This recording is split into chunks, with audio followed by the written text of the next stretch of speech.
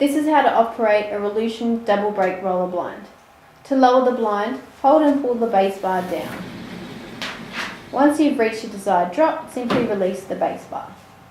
To raise the blind, just pull down on the base bar by 1 centimetre and release. Before reaching the top, the double brake function will force the blind to stop momentarily and gently continue to the preset upper limit position.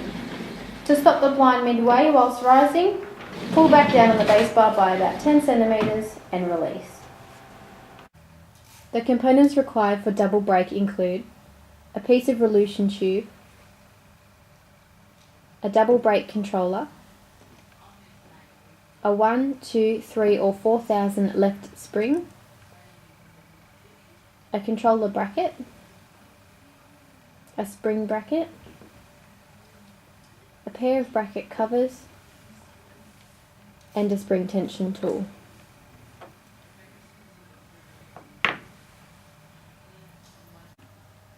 The following instructions are based on conventional roll where the fabric is rolling off the back of the blind. The blind must be rolled up fully prior to commencing assembly. Ensure you have selected the correct spring according to the spring selection chart. A double brake controller consists of 3 main parts: the control head, the double brake function, and the upper limit stopper. Ensure that the upper limit stopper is fully wound toward the double brake function. Insert the controller into the right side of the tube. For reverse roll, you would insert it into the left side. Upon insertion, ensure that 2 prongs from the upper limit stopper line up on either side of the keyway inside the tube. The grooves on the control head must also line up with the keyway.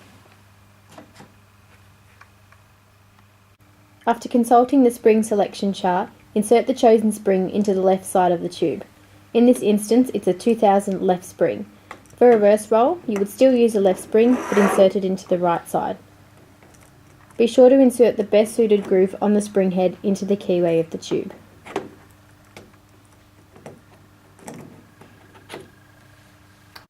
Consult the spring tension chart for the amount of tension necessary for your size blind.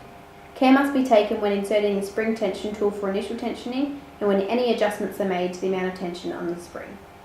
Install a pair of brackets in the desired position, ensuring the controller bracket is on the right and the spring bracket is on the left. Unroll your fabric by hand to the desired upper limit position. This is the maximum height at which the upper limit stopper will allow the blind to travel when raised.